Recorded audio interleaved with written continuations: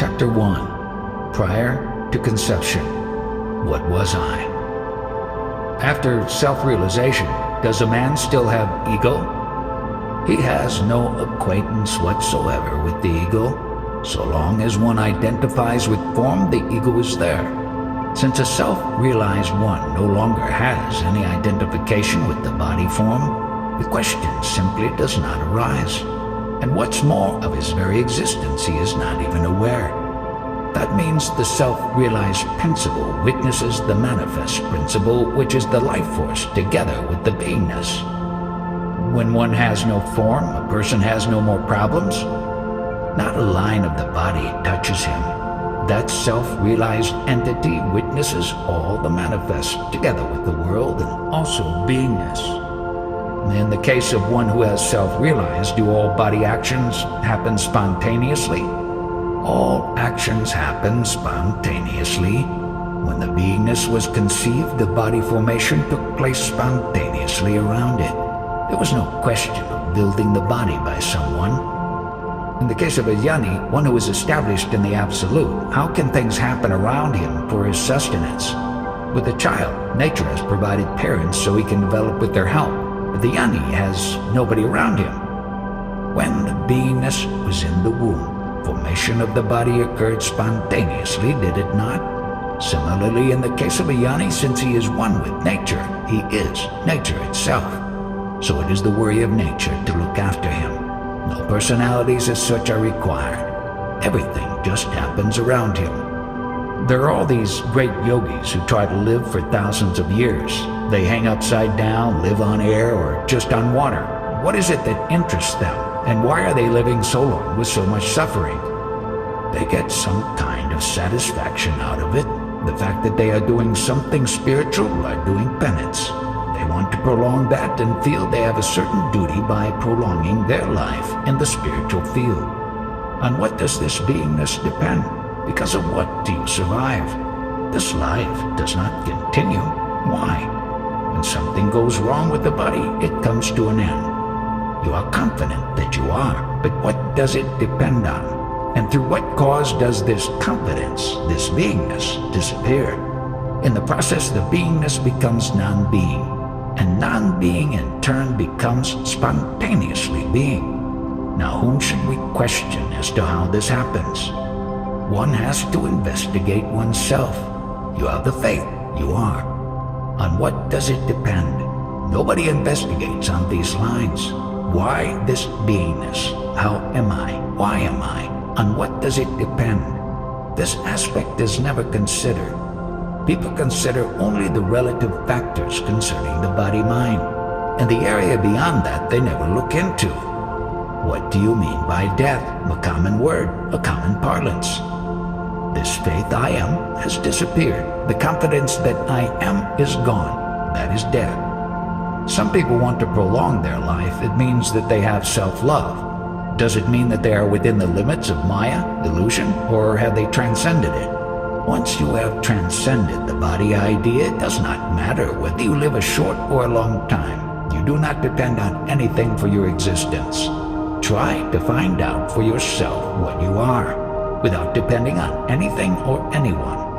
Whatever you want to think or ponder over, it is something other than the you think of. You ever ponder over something which you are not? Then how to think about yourself? This you cannot do. Perceiving this clearly, you become thought-free. Whatever you do, you think about something which is not you. Even with a noble thought like Iswara, God, which is still conceptual and therefore apart from yourself. Now, is it possible to think of one's own self? That is the question. You say that we should be independent of our functional being, i.e. the existence of body-mind, which I try to do, but somehow I cannot be independent of my health. You should ask questions about the subject we are dealing with. You ask gross and irrelevant questions. I am dealing with a topic where one has to ponder on oneself. There is no scope for words, concepts. Also, when there are no words, there are no thoughts. What were you doing 8 days before conception in the womb of your mother? Do you know, or do I? Explain to me the situation prior to entering the womb. How were you?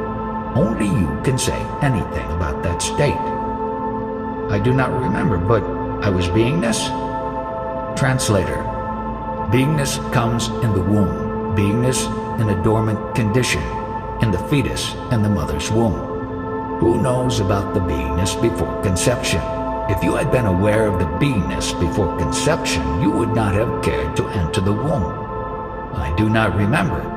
It is not possible because it is a non-attentive state.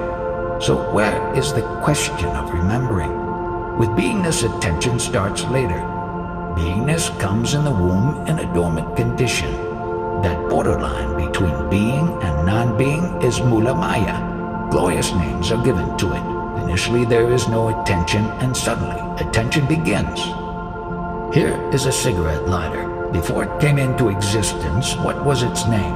From non-being into the being state, how was it observed? You felt that touch. Before observing anything, we feel the touch of I am. To realize that state prior to conception, that eternal state, whatever that state is, to abide in that is the highest. Now, for your sake, I attach a name to it, the Parabrahman state, the Absolute. Before conception? Before conception.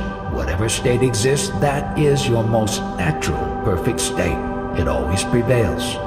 When this beingness goes, that state will still be there. It ever prevails.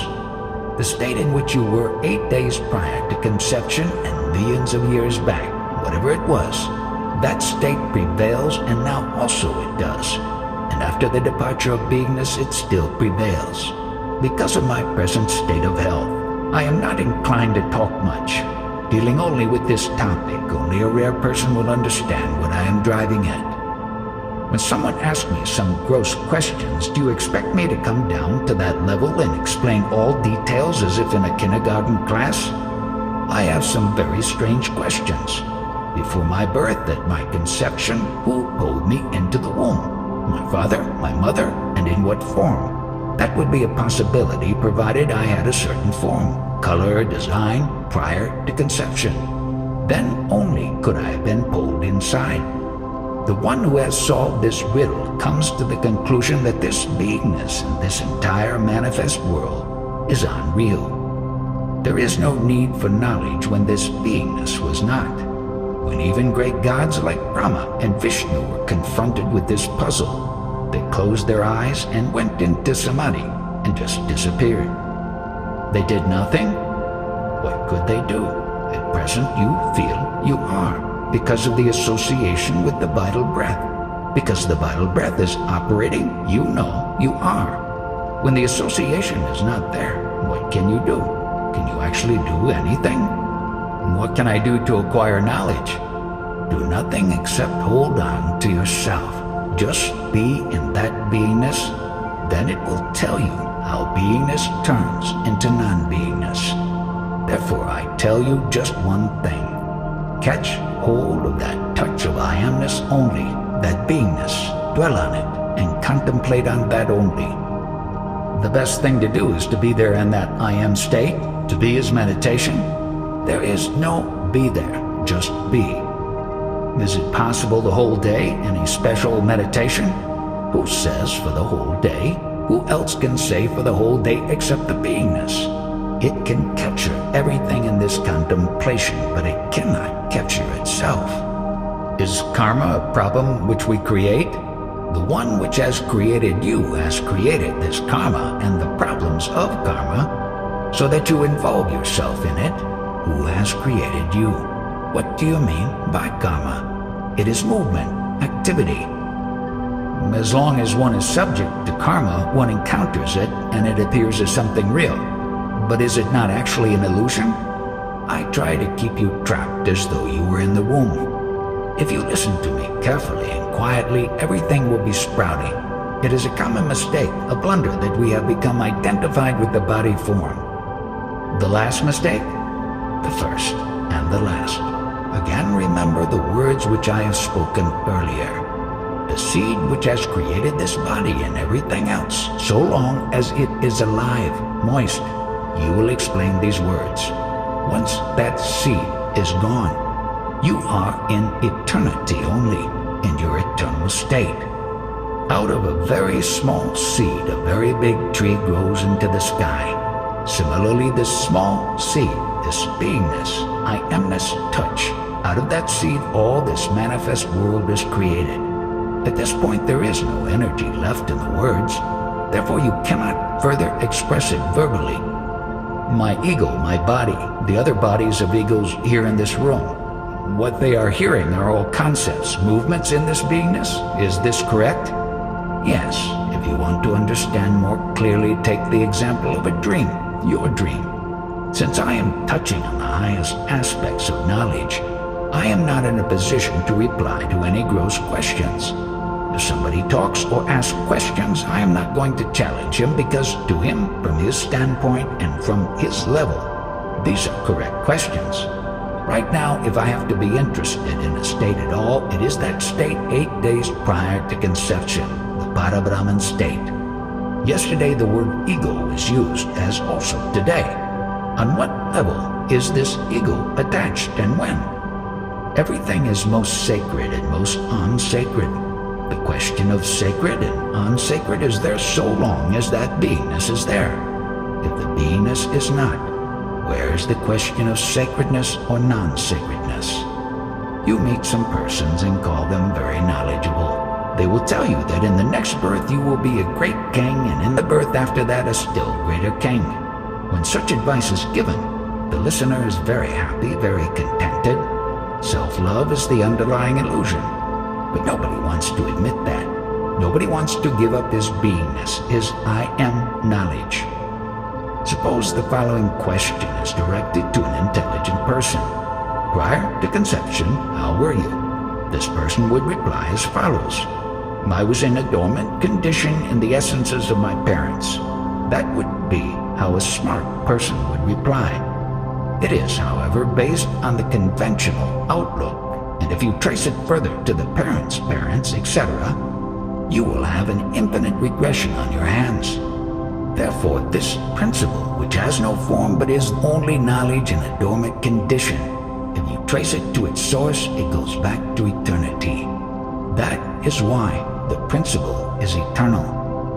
Now I will give you 2 clues for further investigation. One is to establish yourself in that state prior to conception, and the other is that you wrap yourself up in the traditional concept of the parents. In the latter case, you will fail to get a good grip on the true nature of yourself.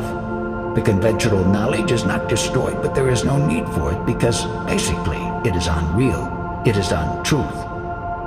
Whatever an ignorant child or an accomplished sage says, both are correct. I can give you another concept. Who is the perfect principle or the personality that existed prior to the birth of anybody? Here again is a similarity between a child in the cradle and a perfect yoni.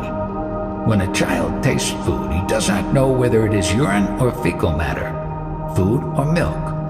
All these things have the same taste for him. How does the child know himself in that state? Only he knows. Now what do you want to say about the child and the yoni? I believe it is important to become a child to drop all the attachments. Where is the question of giving up, renouncing everything? It has come about spontaneously. You do not have to throw out anything. You have to understand only you are compelled to suffer or experience only because of the appearance of the beingness. Did you go and catch hold of the beingness? It has come about spontaneously. Is the child catching hold of something? Has he caught any concepts, ideas, or an ego? A yoni, having understood this state of beingness in all its play, has transcended it and abides in the state prior to conception. He dwells ever in that perfect state, whether the beingness appears or disappears. During your life you have accomplished so many things, and you had so many identities, and all these identities and that understanding have left you. Finally, with what identity will you die? If you have understood what you really are, is there any necessity for spiritual pursuits? In reality, no. I ask myself why I am here. What is the reason? I know only too well there is ignorance in me. I think the reason I came here is to get help to destroy that ignorance. Your ignorance is gone. Now describe what you mean by ignorance. I do not perceive it clearly enough, although I see many things. Sometimes I have problems, and I think it is because of my ignorance. The waking state, sleep, beingness, all this experience combined is ignorance only. That ignorance, termed as birth, means these three. Once you know this, you can do anything. You are free. When you know the false is false, then you do not have to worship at all. Any idea of doership, that things happen because you do something, also goes away. Prior to the appearance of this beingness, you were purely Parabrahman, the Absolute. The Jani does not give importance to this waking, sleeping, and beingness, just as you are not afraid of a serpent made out of rubber. So, in a similar way, the Ani has no interest in this waking state and beingness. Is it all the same? Will you make use of this knowledge to see and affirm it as false? Need you make any effort? You can see anything without effort. Once you know the ignorance, then there is no effort, because you have dismissed it as ignorance, and there is no registration of it for future reference. What are you suffering or experiencing? The name of this body form and its associations and that beingness. If you ponder over it, you will have the instant solution. You have talked about the state of conception, also that we are in the eternal Parabrahman state. But what is karma? Is it a variant of that eternal state? There is no karma in the state of Parabrahman. Where's the question of karma? But you are talking about conception, body-mind. Who has entered the body-mind form? I? We? Now the space has entered in this room. The space is there. Why and how has the space entered this room? At first there was no space, no time. The space is outside. The space is here also. There is no distinction between outside and inside space. It is all space only. So where is the question of coming and going? January 8th, 1980.